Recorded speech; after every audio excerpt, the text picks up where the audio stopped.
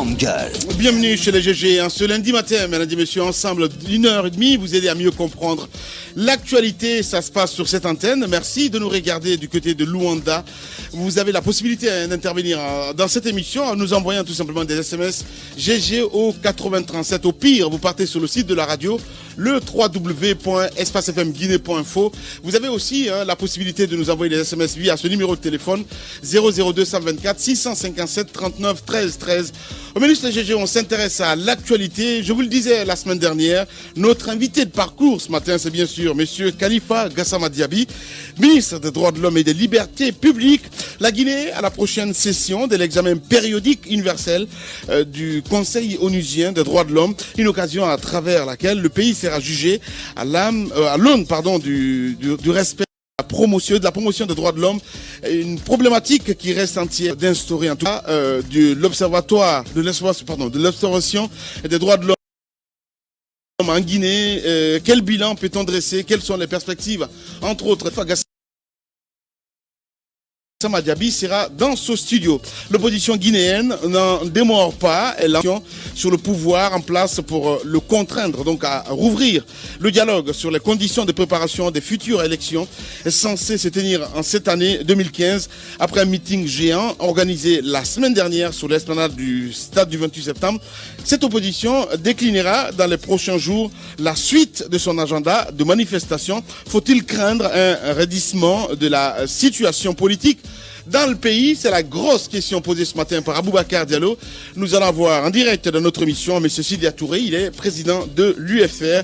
Encore une fois, merci de rejoindre cette équipe. Bonjour Ahmed Kamara. Bonjour Lamine. Bonjour à vous, M. Moussa Moïsila. Bonjour. Bonjour, ça m'étonnerait que vous dites avec vraiment la pugnacité. Bonjour. Voilà, c'est aussi simple que ça. Bonjour Aboubacar Diallo. Bonjour Lamine, bonjour à tous. Voilà, lui c'est un homme. Bonjour à vous Djibril. Bonjour, avec une voix de Stentor. Ah ben voilà, ça c'est bien. Tamba, bonjour. Bonjour Lamine. Voilà, mon cher Roby, bonjour. Bonjour. Roby qui va nous quitter bientôt parce que il va mourir, voilà.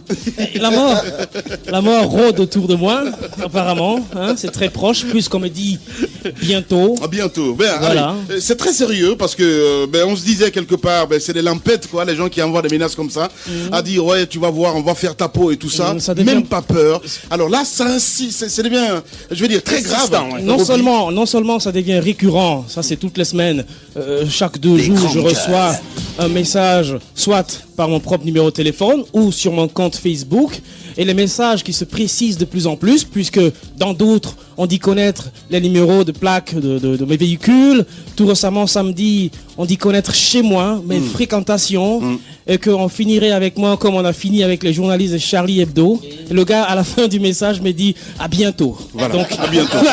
Ben voilà. Non mais ça fait pas rire, hein, franchement. Ça fait pas rire, effectivement. ça fait pas du tout. Attendez, c'est très important parce que on a pris des initiatives quelque part. Allez voir à la gendarmerie. Absolument. Voilà. Alors, on était de ce déplacement du côté du haut commandement. Et toute l'équipe, pratiquement, sauf à l'exception d'Ahmed, on était tous face au haut commandant de la gendarmerie, général Baldé, et qui a d'ailleurs mobilisé ce jour-là tout le Bataclan de ces hommes. Et sur place et en tenante, il a ordonné que des mesures soient prises pour assurer en tout cas le minimum de protection à chacun des animateurs des grandes gueules. Parce que dans la veille, chacun de nous avait reçu en simultané des messages de menaces de mort. Et moi de mon côté aussi, avec cet individu, un certain Fausto Souma, qui, chaque fois que le commandant Barry est intervenu sur nos antennes, il m'a traité de tous les noms d'oiseaux. Donc c'est des menaces qui sont récurrentes, mais ce qu'il faut déplorer, c'est que ce qui a été annoncé à notre présence, ces mesures tardent encore à se concrétiser et à être donc vérifiables sur le terrain. Et pendant ce temps, nous continuons donc d'être l'objet, d'être la cible de ces messages de mort, de ces attaques, de ces injures. Je pense que les services de sécurité doivent prendre leurs responsabilités. Voilà, surtout la répéter parce qu'on peut normalement en tout cas retracer effectivement. C'est vrai, c'est un sujet avec lequel on semble s'amuser, mais c'est très sérieux puisque ces menaces de mort sont récurrente à ce qu'il paraît.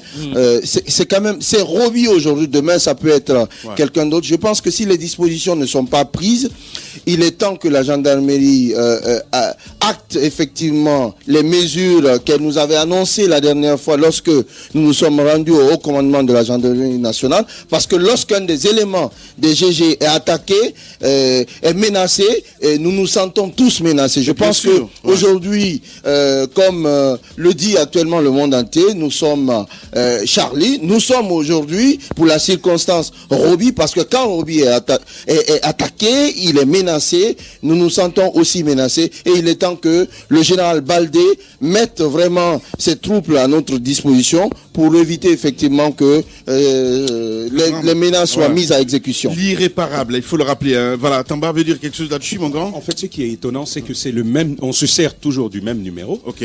On se demande qu'est-ce qui est en train d'être fait, parce qu'il y avait eu quand même des promesses qui avaient été prises. Roby, c'est son cas aujourd'hui, mais nous savons tous, comme Aboubacar le disait, personnellement, c'était des menaces à la fois d'insultes et de mort contre ma personne et contre celle de Djibril et d'Aboubacar dans un message que j'ai reçu. Et les autres messages dont parlait tout à l'heure Aboubacar, la chose est donc sérieuse. On se pose la question finalement, qu'est-ce qu'on fait de la liberté d'expression?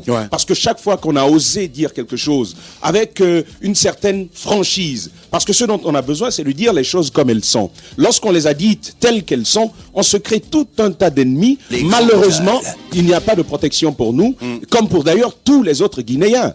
Il est quand même à leur demander qu'il faut qu'ils fassent quelque chose, vaille que vaille, pour que persiste, pour que subsiste la liberté d'expression. Allez-y, monsieur Moïse. Alors, moi, je souhaite dire que ces menaces, j'ai commencé à les recevoir lorsque je me suis permis dans ce studio de relayer les menaces de mort que recevait le ministre Gassama Diaby. J'ai cru faire quelque chose que tout le monde savait et dont personne n'osait parler au sein du gouvernement parce que des démarches ont été menées dans ce sens. C'est ce même individu qui a réussi à entrer en possession de tous nos numéros pour dire, Petit Moïse, tu te permets de toucher à plus gros que toi. Moi, j'aimerais dire à ces personnes que je ne situe ni au sein de l'opposition, ni au sein de la mouvance, au sein du pouvoir. Je considère que ce sont de petits zélés, de petits grimaud qui sont en perte de repère, qui cherchent à justifier le président sur terre par de sales besognes. Moi, je leur dirais que ça ne me fait ni chaud ni froid. L'essentiel est que ce combat que nous menons continue et ça va continuer, mais ne rien faire, c'est permettre à ce que l'irréparable se fasse. Je pense que le général Baldé a fait montre d'une bonne foi la fois dernière. Il semblait très inquiet par ce que nous arrivait, par tout ce qu'il a passé comme coup de fil et les ordres qu'il a donnés.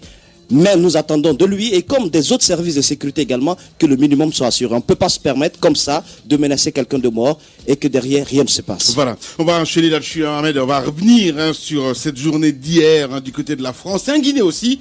Ben oui, des associations de presse et la société civile, en tout cas, marche dimanche, en écho à l'attentat contre Charlie Hebdo, mon cher ami.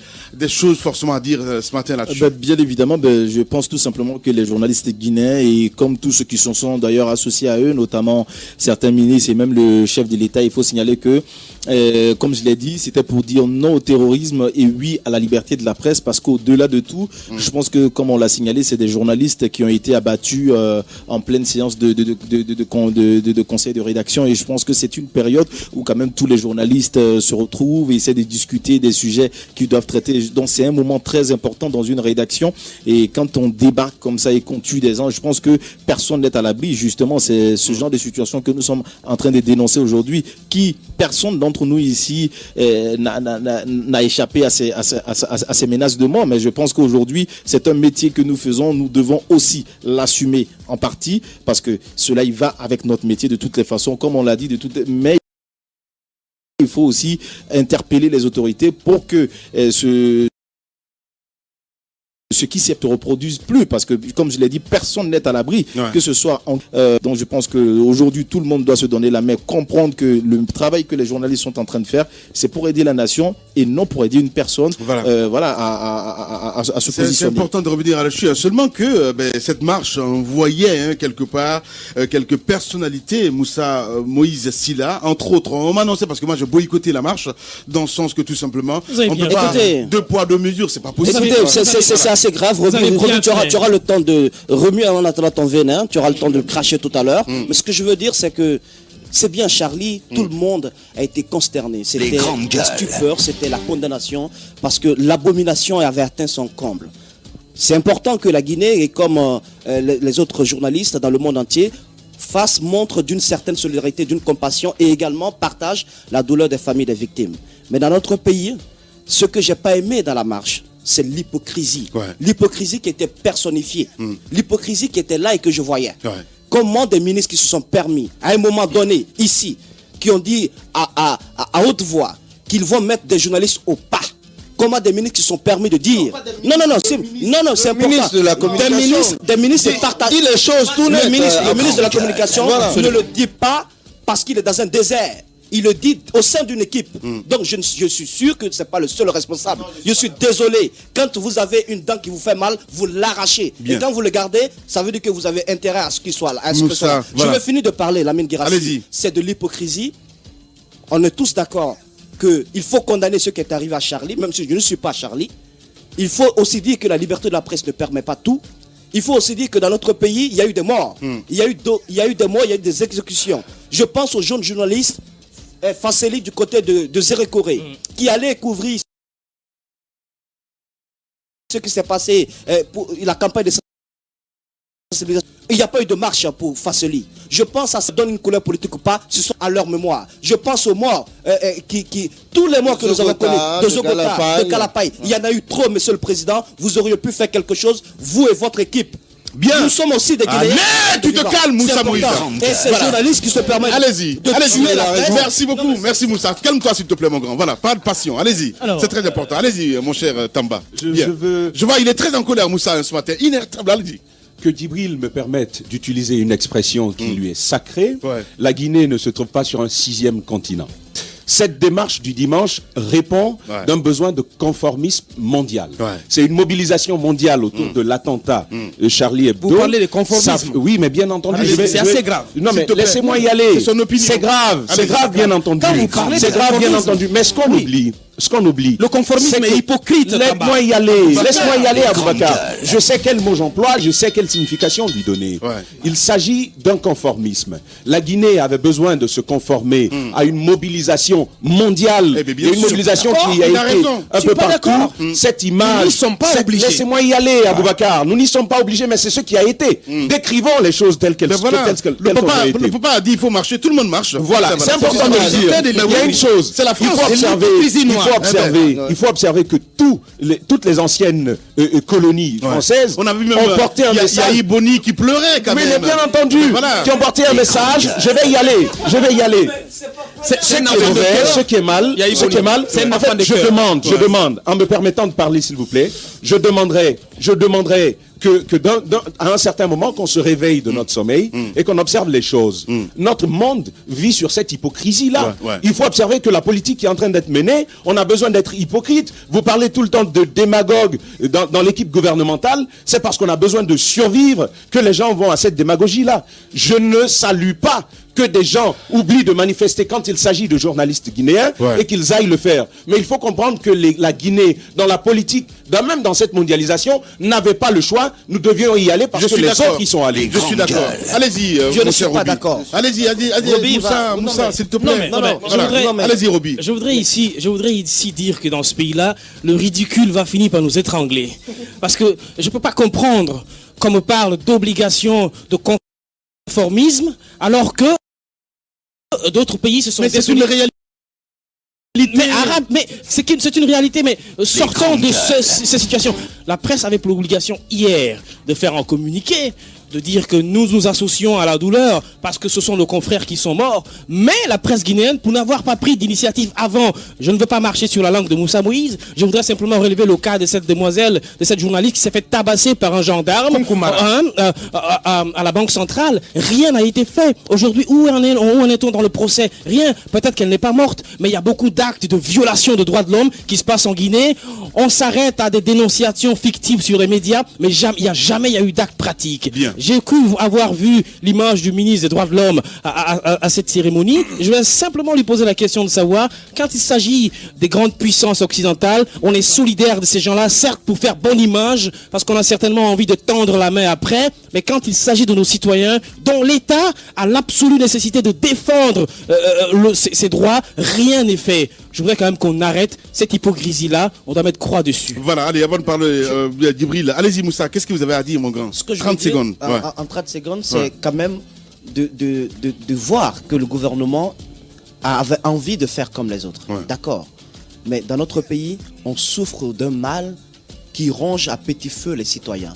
Vous savez, on se pose souvent la question quand il y a des manifestations, pourquoi autant de violence sur l'axe? Pourquoi autant de haine? C'est parce que vous laissez accumuler la frustration du pouvoir en place. Vous laissez accumuler la frustration, la haine, et vous ne faites rien dans ce sens. Merci, Je pense Moussa. que quelques petites mesures, que ce soit par la justice ou que ce soit par ce genre d'acte de marche pacifique, ça aurait pu permettre aux gens de vider un peu leur intérieur. Merci. On ne le fait pas, Lamine. on permet aux gens d'être frustrés. Le jour Allez-y. où ça éclate, on se le prend en Lamine. plein visage. Allez-y, mon grand. Et je commence par mon analyse en disant à Tambar que l'unité internationale ne peut pas nous empêcher de faire preuve de lucidité. Ouais.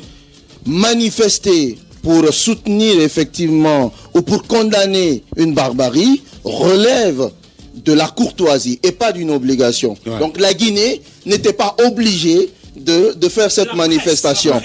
Elle pouvait le faire. D'ailleurs, le Maroc n'a pas manifesté. L'Algérie aussi. Le ministre des Affaires étrangères qui devait manifester hier a tout simplement décliné sous prétexte qu'il y avait au sein des manifestants des gens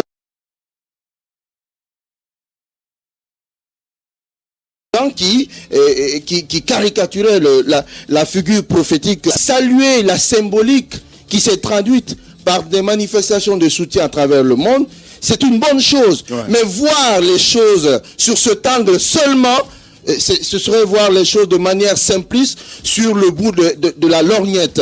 Je pense que il y a eu énormément de sang versé en Guinée, un peu partout en Afrique. On a, vous savez, les attentats de Boko Haram font légion.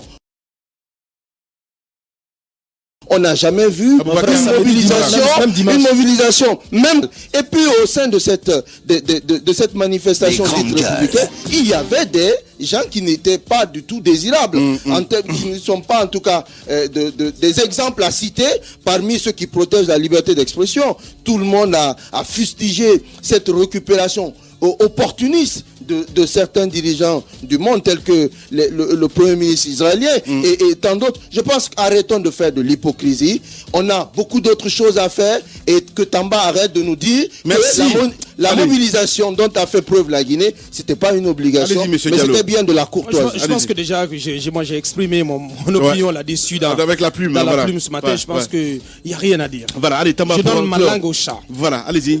Voilà, je commence simplement par dire, et ce sera le mot de la fin, sur ce sujet, c'est important de dire, comme Malcolm X le disait, lorsque vous pensez par vous-même, ils ont peur de vous, ils se lèvent contre vous. Et Martin Luther de conclure, lorsqu'il était en train de parler, pour se faire des ennemis, on n'a pas besoin de déclarer la guerre, il suffit de dire ce que l'on pense. Ouais. Lorsque nous sommes dans un tel contexte, je veux que l'on sache deux choses. La première, très rapidement, c'est de savoir que la Guinée n'est pas un petit magasin isolé et que le monde ne connaît pas. Nous sommes dans un engrenage, un système qui nous contraint à prendre certaines mesures, même si elles sont contre notre morale. Je veux qu'on le comprenne, c'est la première des choses. De l'autre côté, lorsqu'on s'attaque à la liberté d'expression, c'est à nous que l'on s'attaque. Quel que soit ce que ces personnes ont écrit sur le prophète, sur Jésus-Christ, c'est assez mauvais, je ne le ferai pas, je ne suis pas pour cela Charlie, mais il faut défendre un principe sacro-saint de la démocratie, sinon nous sommes condamnés à mourir, voilà. La liberté d'expression. Un principe sacro-saint,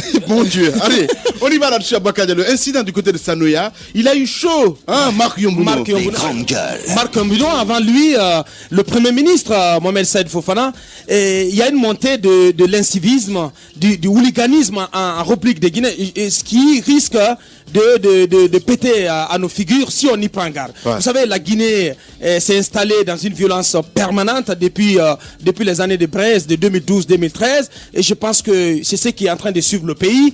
Et aujourd'hui, n'importe où, des jeunes peuvent se lever pour faire la loi sur des proportions du territoire, sur des proportions bien données du territoire. Alors, on ne reviendra pas sur l'exemple de l'axe Amdala et Bambeto-Koza. Le vendredi dernier, nous y sommes revenus longuement.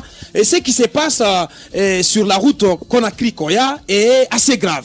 Il y a un endroit entre kilomètre 36 et Sanoya, plus précisément, où des jeunes ont barricadé la route parce que prétextant s'élever contre des épaisses couches de poussière qui envahissent leur zone d'habitation. D'accord, parce que c'est des populations qui sont exposées à des gros risques de santé, qui sont exposées à des maladies d'ordre pulmonaire.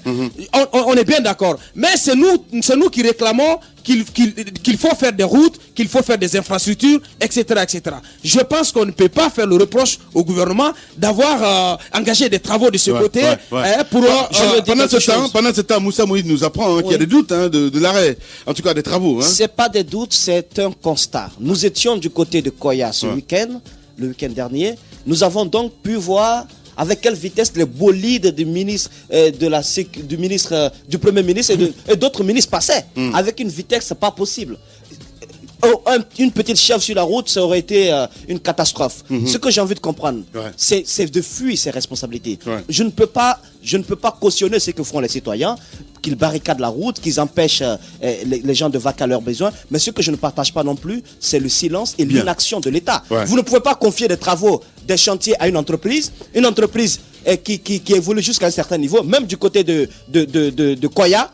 Allez-y constater la route. Elle n'a même pas encore 1 an. Vous allez vous rendre compte, même en n'étant pas ingénieur, vous allez vous rendre compte qu'il y a déjà des fissures sur la route. C'est assez grave. La complaisance dans les travaux. Lorsqu'on donne, écoutez, dans notre pays, ça saute à l'œil. Dans notre pays, on est habitué au copinage, l'affinité, l'acquaintance. Ben, tu es proche du fils du Premier ministre, tu es proche du fils du président de la République. Arrêtez de faire des raccourcis, Moussa. Ce ne sont pas des raccourcis. On peut constater, monsieur. Il suffit de, si vous étiez lusophone, peut-être que vous seriez au sein alors, on n'a pas du tout. Je suis lusophone, je suis francophone. Je vais vous dire une chose. Moussa, je veux juste que tu ouvres un petit peu les yeux. Ce qui se fait en ce moment, je suis d'accord avec cette population du côté sur la route de Koya. Je suis d'accord, voilà, Sanoya et tout ce qu'il y a autour. Mais qui pouvait imaginer en 10 ans que ça pouvait se faire? Je suis désolé. Mais il y a un moment, soyez réalistes. Là où vous trompez dans de grandes largeurs, Lamine, c'est parce que vous avez le complexe du minimum. C'est que le Guinéen, l'Africain se satisfait du minimum. Alors qu'il a droit... C'est une réalité, vous n'êtes pas en Occident ici. Ce n'est pas parce que on nous a... C'est pas une aumône qu'on a faite. C'est pas une aumône qu'on a faite au peuple de Guinée. Reconstruisons les gars, redescendez sur terre. C'est une obligation, c'est un devoir, un impératif pour ce gouvernement de nous offrir des infrastructures dignes de ce nom. Mais parlant de cet axe, c'est une route qui est très mal faite. C'est une route. Aujourd'hui, les travaux sont à l'arrêt. Je pense qu'on n'a pas besoin d'être ingénieur pour comprendre que non seulement les dimensions ne sont pas respectées, parce que nous avons vu que l'épaisseur n'est pas là. Vous voyez des fissures dans le terre-plein. Pour mesurer, M. Girassi. Il faut les comprendre. Il faut les comprendre. C'est des petits Guinéens. On veut tout en même temps. Et ça devient compliqué. Moi, ce qui me gêne, on applaudit tous lorsque l'État construit des routes. Tout le monde danse parce que nous allons la pratiquer, tout le monde. Mais ce qui me gêne, c'est que lorsque vous pratiquez ces routes-là aujourd'hui, les populations riveraines qui passent tout leur temps à manger de la poussière, alors qu'il y a des pratiques simples à respecter. Lorsqu'on a confié la... On est resté combien de temps? Attendez, je vais te rebrancher un petit peu. Si tu prends la route Matoto, Dabompa, on est resté combien de temps là-dessus? Quand Dadi c'était là, rien n'y fait. Mon cher ami, du côté d'Anta, on fumait de la on bouffait de la poussière là-bas. Il y a un moment, soyez réalistes, ne mettez pas tout à l'eau. Ce gouvernement fait son mieux. Personne n'est en train de mettre quoi que ce soit à l'eau. Lorsque c'est fait, il faudrait que ce soit bien fait. Pratiquer. Hier à Bakar et moi, on était du côté du Breika. Les populations ont barricadé la route simplement parce qu'ils en ont marre d'ingurgiter la poussière. Parce que tout simplement, lorsqu'on fait des travaux... Mais du côté de qui ça c'était pareil, mon cher ami. Les routes là sont finies, tout le monde est content. Ça va venir. Qu'est-ce qui coûte aux entreprises? Qu'est-ce qui coûte aux entreprises qui s'occupe de la construction de ces routes de faire un arrosage matin, midi, soir pour que les populations au bord des routes qui ont des magasins, qui ont des petites boutiques, qui ne vivent que ça, puissent y rester et en plus que leur santé puisse être préservée. Parce qu'il faut être entier dans ce qu'il faut faire. Merci beaucoup, Roby. Allez, du côté du ministère de la Culture, hein, les ministres, finalement, je vais dire, il y a une grande autoroute qui s'est ouverte là, Ahmed Kamara. Hein. On nous parle de pas mal de choses, on nous parle de rattacher le ministère de la Culture au ministère de la Jeunesse, on parle de Fodeba Istokira, c'est Boubacar Diallo, le Shaitan qui a lancé la chose. Hein. Allez-y. Hein. C'est pas qu'au ministère, on parle même aussi de jumeler au ministère des Sports, de toutes les façons. Donc je pense que tout le département... elle a beaucoup de problèmes comme ça, voilà. Il faut pas créer de problèmes. Je suis désolé, mais ce ministère, on peut bien le rattacher à un autre ministère et tout simplement créer une direction. Ça peut bien se faire, je pense que ça se fait dans d'autres pays. Pour faire quoi? Pour faire des économies? Non. Oui, s'il vous plaît. Pourquoi pas aussi? Pourquoi pas aussi? Dans d'autres pays... Et pourquoi? S'il vous plaît. Mais attendez, laissez-moi parler. Dans d'autres pays, vous avez 3 départements que nous avons ici qui sont seulement... Attendez, d'abord, il faut respecter le poste de ministre. Il faut respecter le poste de ministre tout en transformant certains ministères en direction. Ça peut se faire. Donc je pense que, comme le ministère de la Culture, je pense qu'on peut bien le rattacher à quel ministère, à quel département? Selon vous. Vous avez donné un exemple tout de suite. Ouais. Voilà. Mais n'oubliez pas que le ministère de la Culture... Je laisse les autres analyser. Et je dis tout simplement qu'on peut bien le faire et créer une direction. Ce n'est pas mauvais. Oui, bien. Lamine, n'oubliez pas que le ministère de la Culture était rattaché jadis au ministère des Sports. Mais alors, n'oubliez pas. Et le rattachement d'un département à un autre relève des prérogatives présidentielles. Bien évidemment, c'est pourquoi on tire la sonnette d'alarme. Mais vous me surprenez. Le département des affaires étrangères, finalement, vous avez vu qu'il y a un département des Guinéens de l'étranger. Il faut suspendre. Pourquoi faire? Je vais y aller pour des choses simples. On crée un département pour un secteur aussi important que la culture. Bien. Vous connaissez la culture guinéenne. À mon avis, c'est assez rabaissant de prendre la culture et d'en faire une direction. Non, je suis pas d'accord avec cette démarche. Écoutez, moi, ce que je veux, c'est vraiment que le chef de l'État donne force à sa volonté politique.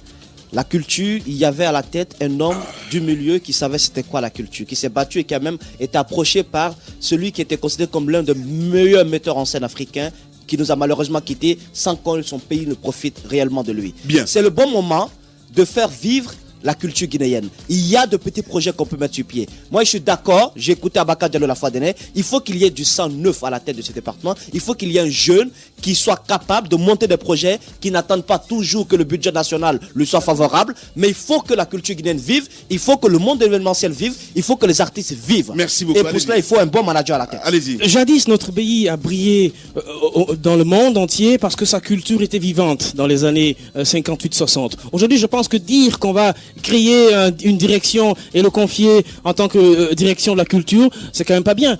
Tamba l'a relevé. Non, mais la culture, c'est une nécessité en Guinée. Il y a une nécessité de faire un travail énorme. En Côte d'Ivoire, c'est pas une nécessité en France, c'est pas une nécessité au Sénégal. Non, mais justement, aujourd'hui, quand vous prenez les pays comme le Nigeria, comme la Côte d'Ivoire, et même comme l'Afrique du Sud, des pays qui brillent parce que tout simplement, il y a beaucoup d'investissements qui sont effectués au niveau de la culture. Notre patrimoine culturel est riche. L'État peut s'appesantir là-dessus. L'État peut bien vendre notre pays au niveau international à travers la culture. Tout le budget est drainé dans les mines, etc. La culture guinéenne peut beaucoup apporter. Voilà. Bien. Allez, toute l'équipe sait se chauffer. On vous donne 3 minutes. On revient juste de boire et puis voilà. Les grandes gueules d'Adafo Média, le talk show qui fait trembler les politiques. Les grandes gueules, c'est à coup de scoop et révélation. Les grandes gueules ont forgé l'image des pourfendeurs anticorruption, malgré les critiques des politiques et d'une partie de la presse en Guinée. Les grandes gueules, c'est fait une spécialité depuis plus de 5 ans, des enquêtes qui ont ébranlé le sommet de l'État. À suivre tous les jours sur Adafo Média et l'ensemble des réseaux partenaires. Les grandes gueules. Tout sur les dessous de l'actu. Ici, l'actu rime avec liberté de ton sur Radio Espace. Voilà, merci à vous qui nous regardez du côté de Zérekoré et nous écoutez du côté de Kindia sur Kania Zik FM la semaine prochaine. Mamou aussi s'invite dans cette émission avec Bolivar, c'est ça, Bolivar FM. L'opposition guinéenne n'en démord pas. Elle entend en tout cas intensifier la pression sur le pouvoir en place pour le contraindre donc à rouvrir le dialogue sur les conditions de préparation des futures élections sans censé se tenir en cette année 2015. Sylvia Touré, il est de retour en Guinée. Dans un instant, vous allez l'écouter sur notre antenne. Et notre invité de parcours ce matin, c'est bien sûr Monsieur Khalifa Gassama Diaby, qui sera d'une minute à l'autre dans ce studio. Avec lui, on va essayer de revenir un peu plus tard, pourquoi pas, sur l'actu majeur, quand on sait très bien que la Guinée sera à la prochaine session de l'examen périodique du client, laquelle donc le pays sera jugé à l'aune du respect et de la promotion des droits de l'homme. Une problématique donc qui reste entière dans un pays où s'efforce d'instaurer donc une culture dans ce sens. Monsieur Khalifa Gassama Diaby, dans un instant dans notre studio, on va essayer de faire une lecture de quelques SMS en direct dans notre émission sur Espace TV. Madiba qui nous envoie ce message, qui dit: la culture guinéenne ne va jamais s'en sortir parce qu'elle avait peur, elle fait pas partie des priorités, je vais dire, le monsieur du gouvernement, et les artistes aussi sont, je sais pas, voilà. Lamine, tu serais comme minimum de respect pour les auditeurs, ton réflexe de couper systématiquement les journalistes, c'est, je sais pas ce qu'il veut dire, franchement. Faut dire qu'on coupe rien dans l'émission, voilà. Il y a Amadou Bailo de Wandian qui nous envoie ce message. Faites attention, trop de polémiques sur la question de Charlie Hebdo. Voilà, le message n'est pas venu au complet. Il y a cet autre message aussi qui dit c'est la dignité de l'islam, on doit protéger ce ouri de Koya. Voilà, j'ai peur aujourd'hui, si après toutes les pertes humaines en Guinée, dues à Ebola, incendie et autres, franchement, appliquez-vous un peu, parce que c'est compliqué pour lire les SMS comme ça en direct. Bonjour, depuis l'arrivée du gouvernement de mission, les critiques sont interdites chez vous. Pourquoi? C'est Baldé de Fatako qui nous envoie ce message en direct. Bonjour les GG, je vais juste demander à Tamba si la liberté d'expression peut nous permettre d'insulter. Qui a envoyé ce message? Kotobilo, voilà, qui nous envoie ce message. Roby, le gendarme qui a agressé la journaliste Mara, a été sanctionné, et les excuses publiques présentées par Baldé. Informez-vous, s'il vous plaît. C'est Maurice Nabé qui nous envoie ce message. Les messages vont continuer à défiler en direct, donc en bas de l'écran. Quelques messages aussi que nous allons lire un peu plus tard. Allez, bon, c'est quand tu veux. On va essayer de joindre dans un instant Monsieur Sylvia Touré qui va intervenir dans notre émission. Sylvia, de retour, mon cher Ahmed Kamara. Bien évidemment, après quelques tours un peu à l'international, il décide de rentrer au pays. Je pense que c'est toujours pas mauvais, et on l'a signalé, la dernière manifestation de l'opposition, notamment le meeting qui s'est tenu, c'est clair qu'on les a pas vus. Le seul leader qui était sur place, c'était Cellou Dalein Diallo. Donc on se dit peut-être qu'il est venu pour renforcer la troupe, puisque il faut le signaler, l'opposition décide de sortir cette semaine. Cette fois-ci, pour l'instant, comme on n'a pas encore toutes les informations, on nous parle de manifestation. Donc, des députés, voilà. Donc, avec du marquant, les jeunes manifestants qui ont été arrêtés et qui vont devoir passer devant un juge au tribunal de première instance de Dixine. C'est le Dr Fodé Oussoufana, qui est président du groupe parlementaire des libéraux démocrates, qui en a fait l'annonce ce week-end. Voilà, Moussa Moïse, là, nous avons M. Sylvia Touré en direct chez les GG. Bonjour, Monsieur le Président. Bonjour. Bonjour et bienvenue dans les Bonjour, grandes gueules. Les grandes gueules, bonne année, bonne santé. Comme je n'étais pas là, je vous présente mes vœux en même temps. Merci vraiment, Monsieur le Président. Vous n'étiez donc pas là, mais vous avez suivi minutieusement le meeting géant qu'a organisé l'opposition guinéenne à l'esplanade du stade du 28 septembre. Quelles leçons vous en avez tirées? Est-ce que tout s'est déroulé comme prévu, selon vous? Non, je voudrais dire à ce sujet qu'il y a des habitudes qui reviennent. Le meeting du 7 janvier a encore donné lieu à des échauffourées, des violences contre les militants de l'opposition, notamment dans l'axe Koza-Bambeto. Je trouve cela totalement intolérable. Il s'agissait d'un meeting pour lequel nous avons pris toutes les mesures nécessaires pour pouvoir le faire. Donc, quand je vois cela, je m'inquiète. Pendant ce temps, après 5 semaines d'absence en Guinée, j'étais à Boké pendant ce week-end. La misère a envahi nos villages, a submergé et pratiquement anéanti nos populations. Et ce que j'entends sur les résultats mitigés de la lutte contre le virus Ebola, l'absence de l'État est partout perceptible, sauf sur le fond de la propagande et de la répression. Bien. Je trouve cela totalement intolérable et je rends responsable le candidat du déclin national qui est Alpha Condé. D'accord. Alors, monsieur Sidia Touré, vous avez parlé tout de suite des violences faites donc aux militants de l'opposition, mais il y a un autre aspect que vous n'avez pas signalé, ce sont ces militaires blessés par balle. Comment est-ce que vous analysez ces gendarmes blessés par balle? Comment est-ce que vous analysez tout cela? Est-ce qu'on vous a montré à la télévision les militants de l'opposition qui étaient blessés? Non. Il faut jamais faire. Quand on fait du journalisme, on ne peut pas. Vous avez vous avez parlé des militants. On l'a signalé, monsieur Touré. Vous avez parlé des militants. En tant que leader politique, je vous pose la question concernant des militants qui blessent des gendarmes par balle. C'est quand même une question. Je veux savoir si cela a été fait, que des enquêtes soient menées.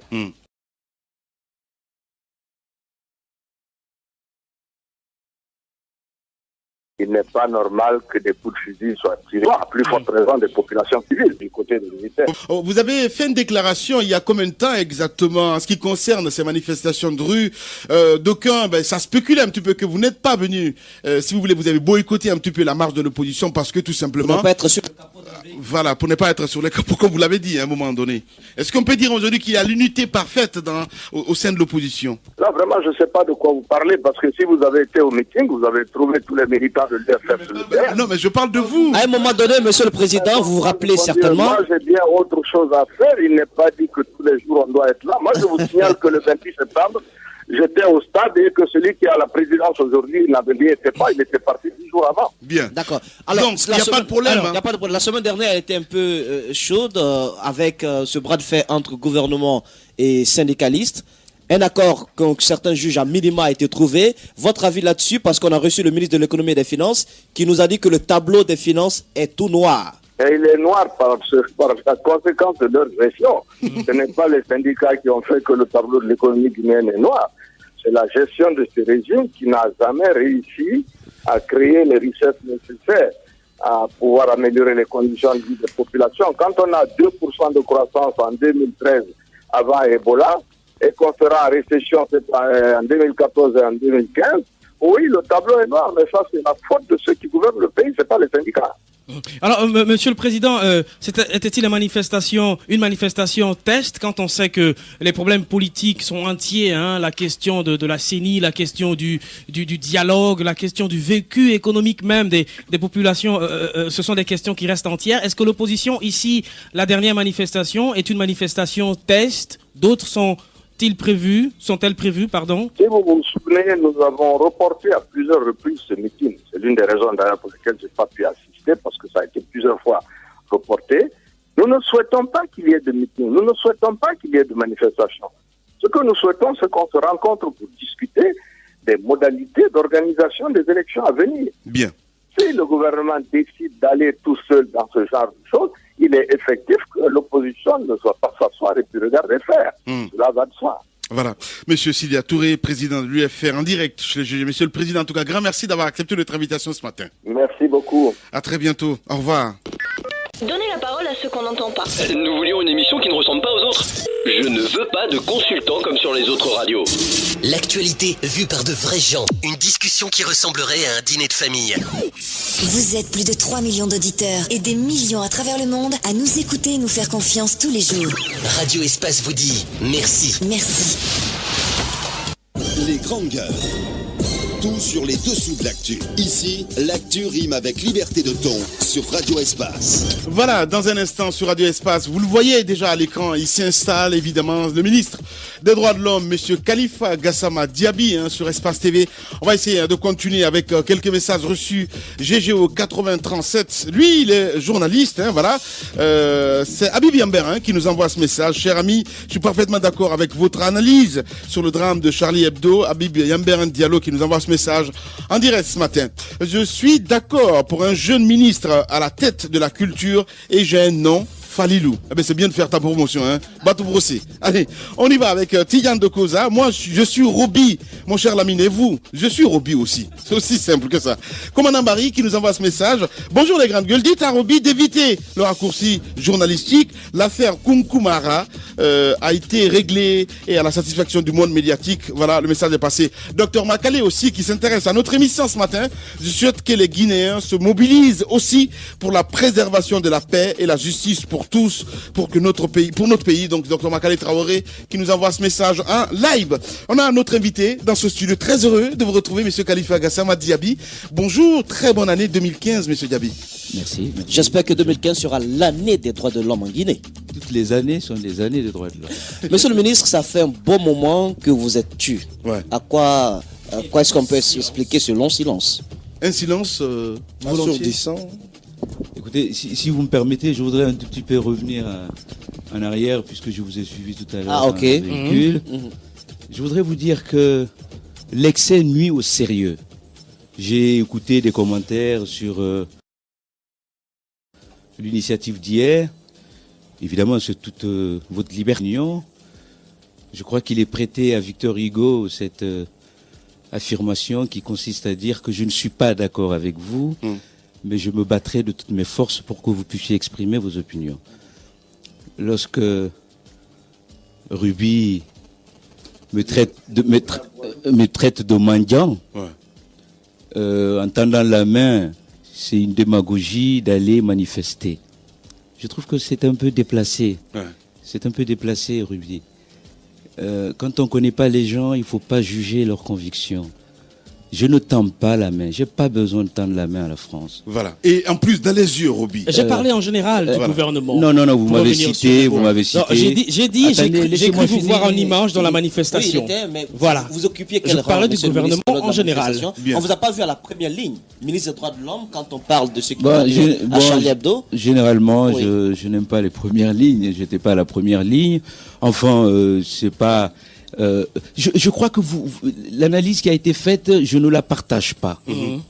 Je ne la partage pas. Mais comment expliquez-vous, Monsieur le ministre, que les journalistes ont été assassinés du côté de Womé? Rien n'y fait, on n'a pas peut-être des simples communiqués, mais il n'y a pas de marche là-dessus. Et également la présence lors de cette manifestation de certains ministres qui ont juré de mettre les journalistes au pas.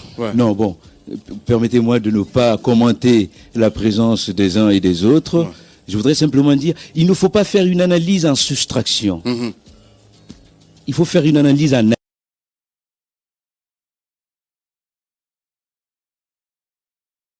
addition. Que vous vous serviez de ces tragédies internes est un fait. Que vous disiez, puisque ça n'a pas été fait hier, il ne faudrait pas le faire aujourd'hui, à mon sens, c'est une erreur. Je crois que vous devriez vous servir de ce qui a été fait hier pour que ça soit une leçon pour notre pays, pour que justement cela soit fait. Ruby, attendez, laissez-moi finir, s'il vous plaît. Allez-y, Monsieur le ministre. Ruby, allez. Laissez-moi aller au bout je vous ai écouté, laissez-moi aller au bout de mon raisonnement. Pour moi, c'était une fierté d'être là-bas hier, de rappeler que la vie humaine est sacrée, de rappeler que la liberté de la presse est sacrée, de rappeler que ceux qui agissent au nom de l'islam salissent l'islam, de rappeler que la violence déstructure toutes les sociétés démocratiques. J'ai été invité, ça fait 4 ans depuis que je suis en Guinée, à chaque fois que j'ai été invité à une manifestation, j'y suis allé. J'étais invité pendant 4 ans aux commémorations de victimes du Camboiro, je manifeste. J'étais invité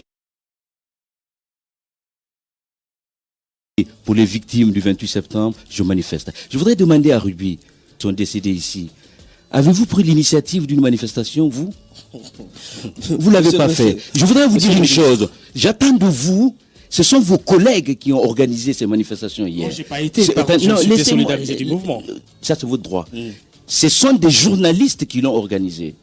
Les associations de journalistes. Ce n'est pas le pouvoir politique ou le pouvoir public qui l'a organisé. Le minimum qu'on attend de vous, effectivement que vous rappeliez la mémoire des journalistes, vous l'avez d'ailleurs commencé par ça au début, vous êtes menacés, c'est insupportable, inadmissible. Rappelez que ceux qui sont allés là-bas, qu'ils se rappellent que nous avons ces mêmes défis en Guinée. Mais ne pas leur reprocher d'y être allés. Il faut leur reprocher d'en faire plus. C'est important. Et je crois qu'au lieu d'être ici et de dire on n'a rien fait pour les journalistes guinéens, si vous aviez pris l'initiative et qu'on ne vous ait pas suivi, vous auriez été plus sérieux ou plus légitime à faire des reproches. Pour hier, ce sont des journalistes qui l'ont fait. Nous avons été invités. C'était un honneur. Nous sommes allés pour rappeler que même si on n'est pas d'accord avec une opinion, les journalistes ne peuvent pas perdre leur vie, ni à Paris, ni à Conakry, ni à Womé, ni à Boké, ni à Labé. Les journalistes ne peuvent pas perdre leur vie, ils ne peuvent pas être victimes de violence parce qu'ils ont exprimé une opinion. Et ce principe, il faut le rappeler, je suis un homme libre. Voilà. Ce n'est pas la France qui dicte ma conviction. Bien, allez, le moteur allumé là-dessus, mesdames et messieurs. Les grandes gueules. Tout sur les dessous de l'actu. Ici, l'actu rime avec liberté de ton sur Radio Espace. Et une demi-heure à passer ensemble. Merci à vous qui nous écoutez sur Kania Zik FM du côté de Kindia. Merci de votre fidélité à la Radio Espace. Notre invité, vous le voyez déjà, Monsieur Khalifa Gassama Diaby.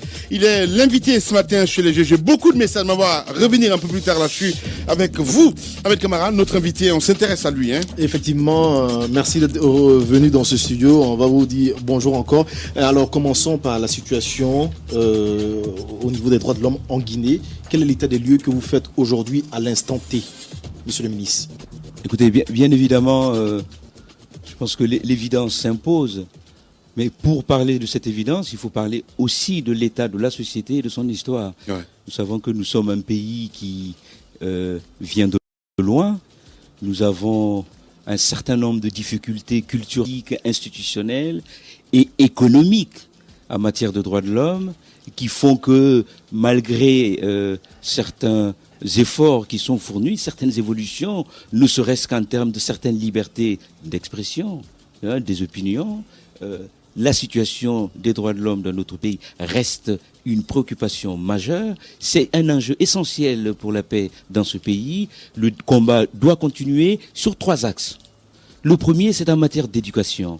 Il faut éduquer sur les droits de l'homme, il faut déployer des moyens considérables pour faire en sorte que la question des droits de l'homme devienne une question culturelle, mentale, que les gens puissent intégrer l'idée des droits de l'homme, son universalité, le fait que c'est quelque chose qui est indispensable pour une démocratie, pour la paix sociale et la stabilité des institutions. Alors, qu'est-ce que fait votre département par rapport à cela, monsieur le ministre? Parce que vous avez parlé d'éducation, moi je dirais plutôt sensibilisation. C'est le deuxième axe. Voilà. Alors, le deuxième axe, c'est la sensibilisation. Ouais. La sensibilisation est conjoncturelle. Il faut suivre l'actualité et faire en sorte de faire comprendre à nos concitoyens quelles sont les attitudes appropriées en matière de droits de l'homme, de civisme et d'attitude citoyenne. Sur la sensibilisation, là aussi, il faut des moyens. Nous avons travaillé courant 2014 sur ces aspects, aussi bien dans les écoles, avec les forces de sécurité et de défense, dans la formation avec ce qu'on appelait les agents de police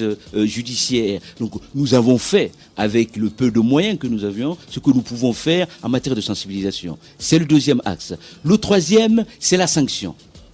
La culture de l'impunité. Il faut travailler sur le fait que sanctionner fait partie de l'arsenal éducatif. Il faut donc que dans notre pays, nous avons franchi un palier. C'est lorsqu'il y a des infractions et qu'il y ait automatiquement l'ouverture des instructions judiciaires. Mais il faut que les instructions qui sont ouvertes soient fermées. Il faut qu'on aboutisse à des jugements. Il faut qu'on puisse retrouver des coupables, des responsables, que la justice puisse trancher, envoyer des signaux à nos concitoyens que dans une société qui est fondée sur le principe de l'état de droit, aucun acte illégal ne devrait être resté impuni, quel que soit par ailleurs le statut ou la catégorie ou les moyens de celui ou de celle qui a commis cet acte. Les 3 axes, ce sont les actes pour la promotion et la protection des droits de l'homme. L'éducation, la sensibilisation, la sanction. Sans quoi, notre pays continuera à s'enfoncer dans une situation de difficulté. Mais ce que je dois souligner pour conclure sur cet aspect, qu'on ait des difficultés historiques en matière de droits de l'homme dans notre pays, c'est un fait. Qu'on ait des difficultés structurelles, aussi bien au niveau des structures mentales que des structures institutionnelles, c'est un autre fait. C'est qu'il faudrait qu'on évite dans notre pays. C'est qu'en plus de ces difficultés, nous créons des problèmes là où il ne faut pas en créer. c'est-à-dire des violences inutiles, des affrontements inutiles, des comportements publics qui aggravent une situation qui est déjà là, que nous avons trouvé. Il faut donc que dans le comportement de tout un chacun, aussi bien des citoyens que des acteurs publics, nous ne rajoutions pas à une problématique déjà réelle des problèmes inutiles que nous pouvons éviter parce que de toute façon, l'enjeu en matière de droits de l'homme dans notre pays est considérable. Parce qu'il s'agit de la transformation de la culture et de la société guinéenne. Alors, monsieur le ministre, moi je vais prendre le premier volet, notamment l'éducation. Vous avez décidé, depuis votre arrivée, d'intégrer dans le système éducatif un programme dans ce sens.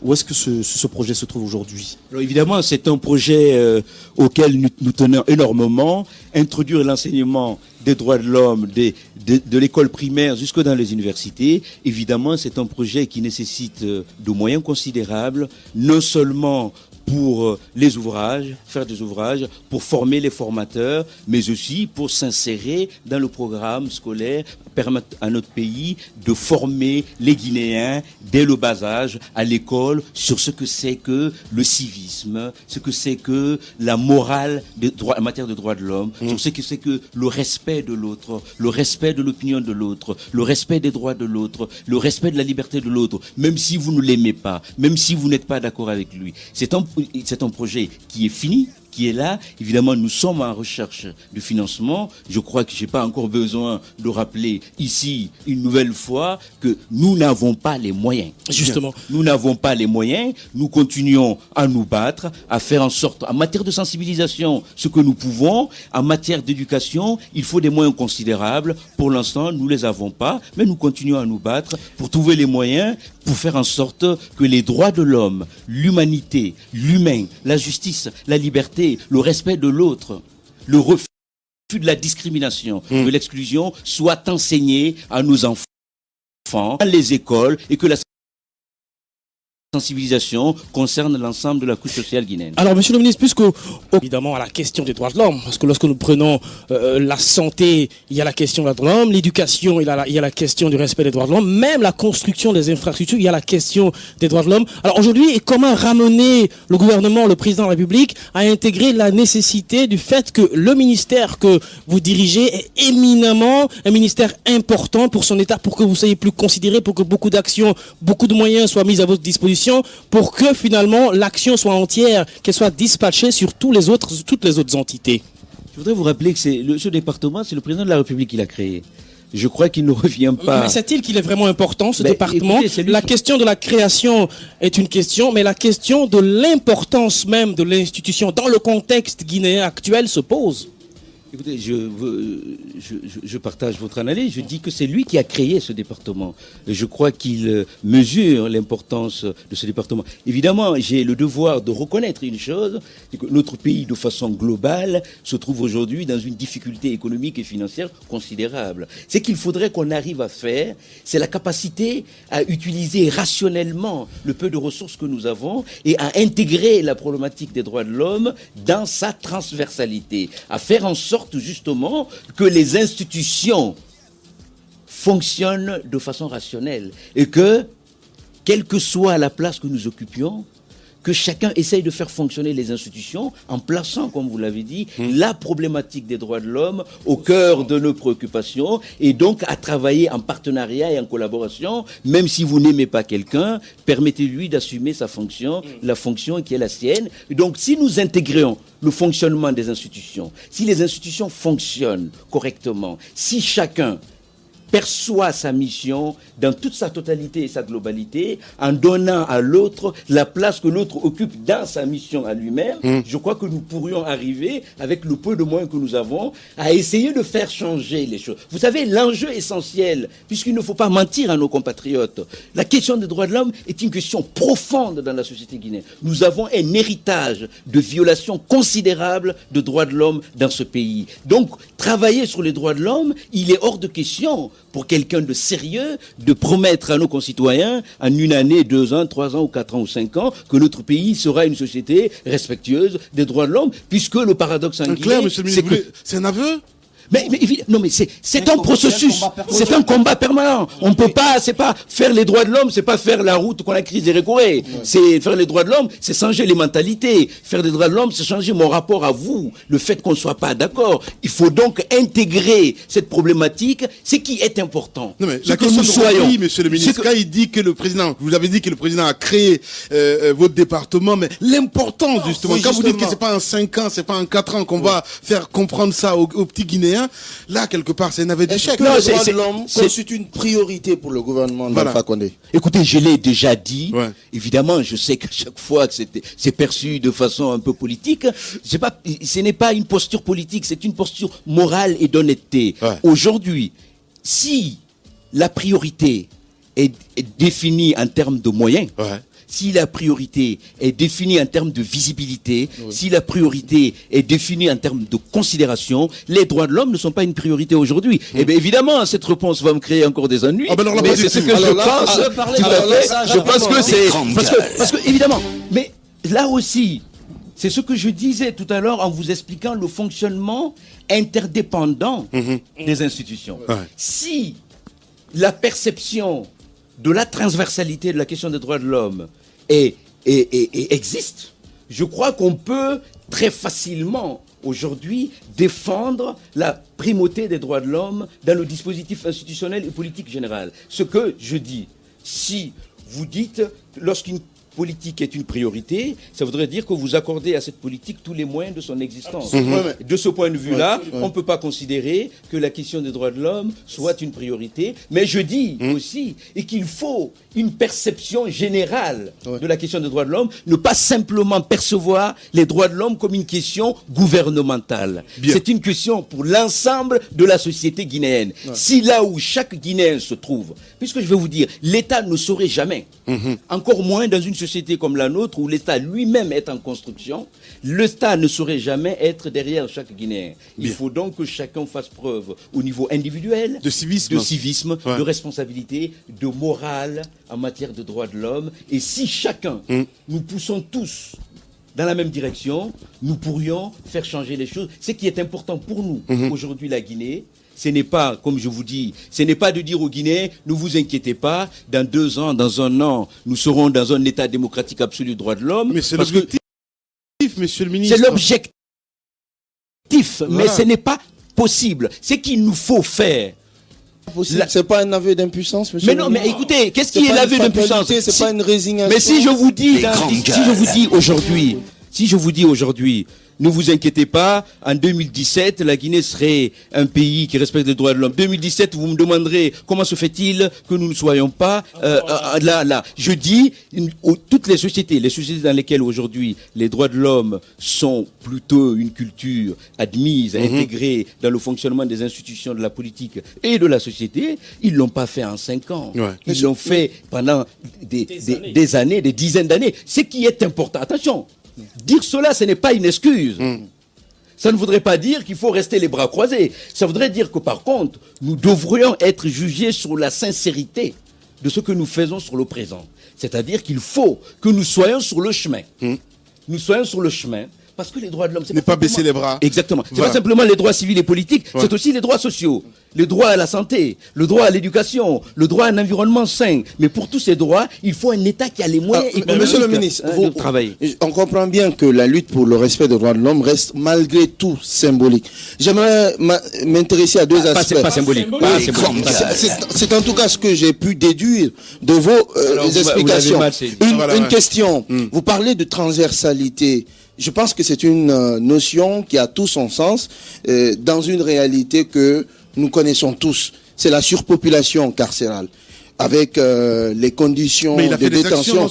Oui, mais il a fait des visites quand même. Lamine, vous n'allez pas vous ériger en défenseur du ministère des droits de l'homme. Monsieur le ministre, qu'est-ce que vous avez fait conjointement avec le ministre de la Justice pour changer cette situation? Quand vous prenez par exemple la maison centrale qui est construite pour recevoir 300 détenus et qui en accueille aujourd'hui plus d'1 millier, comment améliorer, n'est-ce pas? Comment faire en sorte qu'il n'y ait pas de surpopulation carcérale? Ça, c'est la première question. La deuxième question, Monsieur le ministre, on parle des droits de l'homme, mais on a l'impression que à chaque fois qu'on parle des droits de l'homme, c'est une notion qui se résume simplement à des violations lors des manifestations. On s'intéresse moins à d'autres violations, monsieur le ministre. Allez-y, monsieur. Écoutez, sur les prisons, je crois que mon département et l'ensemble de mes cadres, nous avons travaillé sur ces questions depuis plus d'1 an et demi. Nous avons visité la quasi-totalité des prisons sur l'ensemble du territoire national.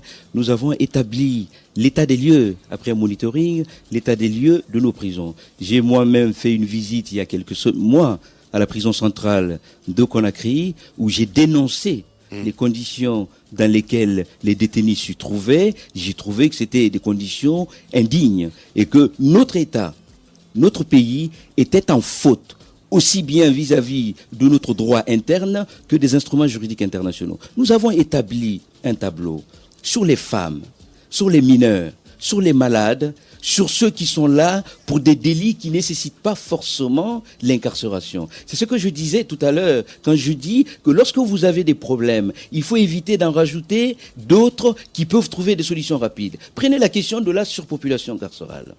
C'est une question réelle en Guinée, mais je vous rappelle, c'est une question qui existe et qui est très courante dans les grandes sociétés démocratiques, où le débat aussi a lieu, même si l'échelle de comparaison est différente, puisqu'on parle de sociétés où on peut trouver parfois des cellules à 2 ou individuelles. Malgré tout cela, il y a la surpopulation carcérale. C'est que je dis sur cet aspect, si vous me permettez, Monsieur Grassi, ce que je dis sur cet aspect, la première solution contre la surpopulation carcérale, c'est que dans notre pays, nous cessons de renverser la logique des choses. La liberté est le principe. Il faut qu'on arrête d'emprisonner les gens pour tout et pour rien. Lorsque nous allons... Monsieur le ministre, ce n'est pas que ça, il y a un dogme, on dit quand vous construisez une prison, vous allez en prison. Oui, j'en viens sur ça, oui, mais donc, avant d'abord de lutter contre ce dogme qui est culturel et social, il faut d'abord un fonctionnement rationnel des choses et que les mineurs, on évite le maximum possible aux mineurs de résider en prison puisque ça les déstructure. Les femmes fragiles, que lorsque, évidemment, si le crime est grave, il n'est pas question de faire autrement. Mais pour des crimes face auxquels on peut trouver des solutions alternatives, il faut éviter les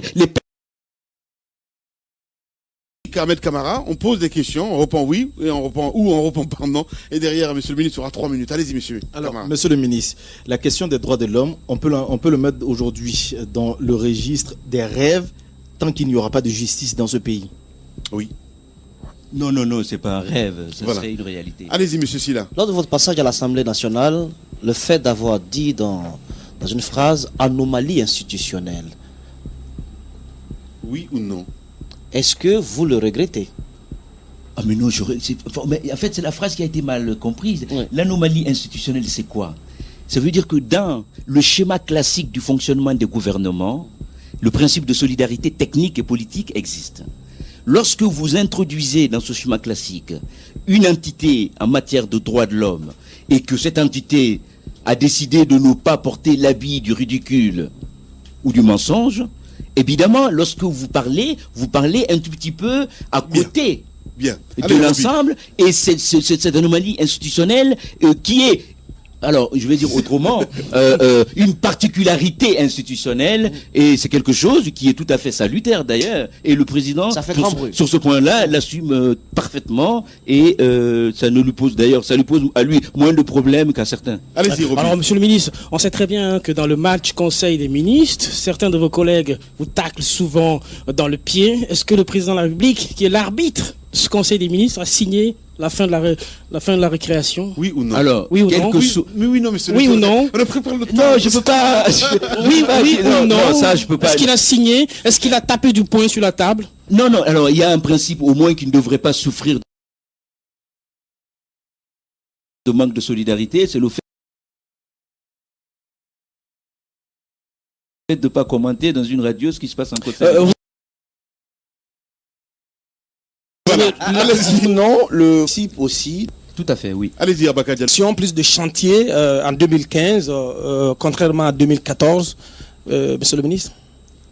Oui, si j'ai les moyens. Si je n'ai pas les moyens, je ne vais pas vendre la maison de mon père pour financer. Oui ou non pour l'NDH, monsieur le ministre, vous avez été écarté. Je n'ai pas été associé. Voilà, il n'a pas été associé. Au moins 50% du budget que vous avez demandé vous a été accordé. Au moins. Écoutez, je n'ai pas la notification après le passage à l'Assemblée, donc je ne peux très honnêtement pas répondre. Je n'ai pas encore la notification officielle. Monsieur le ministre, forcément, moi je voudrais vous interpeller sur deux questions. Sur la question de ces cadres, de ces stagiaires. Et récemment, ils ont fait des manifestations devant vos locaux. Et donc on aimerait savoir quelle est finalement leur situation. Et de l'autre côté, il y a un site internet de la place qui a fait une annonce pour le moins assez ahurissante concernant votre domicile, le domicile que vous occupez. Et il est dit que vous logez, vous occupez une résidence qui appartiendrait à un narcotrafiquant. Forcément, un mot sur ces deux questions. Écoutez, pour les jeunes manifestants chez moi qui sont 7 ou 8, je trouve que ce pays est inquiétant. Ce pays est inquiétant et vos deux questions révèlent l'inquiétude de ce pays. C'est la mauvaise foi, c'est le mensonge, c'est la culture de la diffamation. Je crois que certains se sont décidés et certains journalistes se prêtent à ce jeu de salir ce ministre, de dénigrer ce ministre des droits de l'homme, qu'on taxe de traître, qu'on taxe de je ne sais quel autre. Je trouve qu'il y a des limites au débat. Ouais. L'insulte est une limite au débat. Je crois même que le fait de me poser cette question, vous faites l'écho de la diffamation. Bakar, vous faites l'écho de la diffamation. Vous aurez pu citer le journaliste, un jeune homme qui a fait ces déclarations, qui est votre neveu, je crois, ou cousin. Vous aurez pu le citer. Je crois. Les news. Il faut qu'on vous pose cette question. Oui, parce que c'est insultant. Non. C'est insultant. Non. Je vais vous dire, première fois acceptez, dans ce pays. Monsieur le ministre, qu'on vous pose des questions. Acceptez. Je suis en train de les répondre. Vous allez le laisser parler. Oui, mais c'est important. Ouais, je pense que vous avez posé une question. Vous n'allez pas faire ça quand même à l'antenne, Abakar Diallo. C'est pas possible. Allez-y, mon grand. Allez-y, monsieur le ministre. C'est la première fois dans ce pays qu'on voit des fonctionnaires aller pointer dans leur département d'origine et aller manifester devant un autre département qui n'ont pas de travail. On m'a fait ça. Et qu'on dise à mes compatriotes qu'un ministre n'a pas de pouvoir légal d'embaucher. C'est la fonction publique et le budget qui embauche. C'est pas moi qui embauche. Il y avait 8 manifestants. Sur les 8, il y avait 4 qui étaient des fonctionnaires. J'ai fait toutes les démarches exigées pour leur mutation. Leurs départements d'origine n'ont pas donné suite. Le ministère de la fonction publique n'a pas pris d'arrêté de mutation. Je ne peux pas les prendre chez moi. Les 4 autres, l'accord était très clair et très net. Je rappelle d'ailleurs, c'est moi-même qui ai voulu qu'il n'y ait pas d'écho sur cette affaire. Je rappelle que ces jeunes hommes qui ont manifesté sont venus dans mon ministère présenter les excuses. Les langues se délient. Hein? Bon. Et je les ai accordé mon pardon. Parce que quand on est aussi ministre des droits de l'homme, c'est qu'on doit avoir aussi la capacité de pardonner. Ouais. C'était des jeunes et je les pardonne. Je ne voudrais pas rentrer plus de détails sur cette question qui, pour moi, était un non-événement. Et quand les journalistes se sont prêtés au jeu de faire circuler des mauvaises informations, le ministre des droits de l'homme a viré des jeunes. Je n'ai viré personne. Absolument personne. Ça, c'est le premier. Non, attendez, Djibril, je n'esquive pas de questions. J'y répondre à des questions. Lorsque je suis venu en Guinée, lorsque j'étais nommé, j'étais le seul ministre qui n'a pas été logé par l'État. J'ai cherché, on ne m'a pas logé. J'ai pas trouvé de logement. J'ai demandé, parce que je ne connaissais pas la Guinée, j'ai demandé à certains amis de me trouver où me loger. On m'a trouvé où me loger. Je me loge. La ligne pour payer mon logement est dans mon budget. C'est le ministère du budget qui paye le logement dans lequel je suis. Je ne suis pas la police. Et je vais vous dire une chose. Il y a beaucoup de personnalités publiques qui est la moralité que j'ai dans ce pays. Je veux bien que des donneurs de leçons ou ceux qui sont nichés dans leur cage de l'immoralité et de l'indécence parce qu'ils veulent la tête du ministre, j'aimerais bien qu'ils soient aussi honnêtes que je le suis dans ce pays. Et je dis, trop c'est trop. Et que désormais, je donnerai coup sur coup. Je ne prends pas de leçons des malhonnêtes, des gens qui volent le denier public. Je suis propre dans ce pays. Et je mets quiconque au défi de prouver. Non, attendez, c'est important. Lamine, c'est important. Vous savez, sauf que vous êtes énervé, monsieur le ministre. C'est important. Je mets quiconque au défi de trouver au ministre des Droits de l'Homme dans ce pays une quelconque relation ambiguë avec une quelconque personne. Je suis blessé. Je suis meurtri par cette volonté acharnée de me salir parce que j'ai créé avec mes compatriotes un lien de confiance qui ne plaît pas. Je suis blessé. Je suis blessé parce qu'on ne m'accepte pas dans mon camp même, parce qu'on me traite de traître. Je suis blessé parce que j'ai refusé de ne pas m'inscrire dans le mensonge. Je suis blessé parce que j'ai donné ma vie pour les droits de l'homme dans ce pays. Je suis blessé parce que je suis victime de haine, de diffamation. Je dis, à partir de cet instant, la première personne qui laisserait ne serait-ce que de façon infime entendre que le ministre des Droits de l'Homme aurait un lien je ne sais avec quoi, je porterai plainte contre la personne et je ne lâcherai pas. Trop, c'est trop. Il faut que dans ce pays, la politique ne permet pas tout et ce n'est pas parce qu'on est médiocre qu'on doit s'en prendre à ceux qui ne le sont pas. Bien. Le message est compris. Mesdames et messieurs, c'est sur ce ton que nous allons nous quitter au compte de cette émission. Aujourd'hui, excusez à la direction d'antenne, voilà, parce qu'on a pris 10 minutes quand même. Demain, dans les GG, on va continuer l'émission. Et mercredi, c'est bien le ministre de la fonction publique qui va se prêter à nos questions. Et jeudi, Moustapha Naïté qui sera dans ce studio. Vous allez passer une excellente soirée sur Espace TV. Au revoir.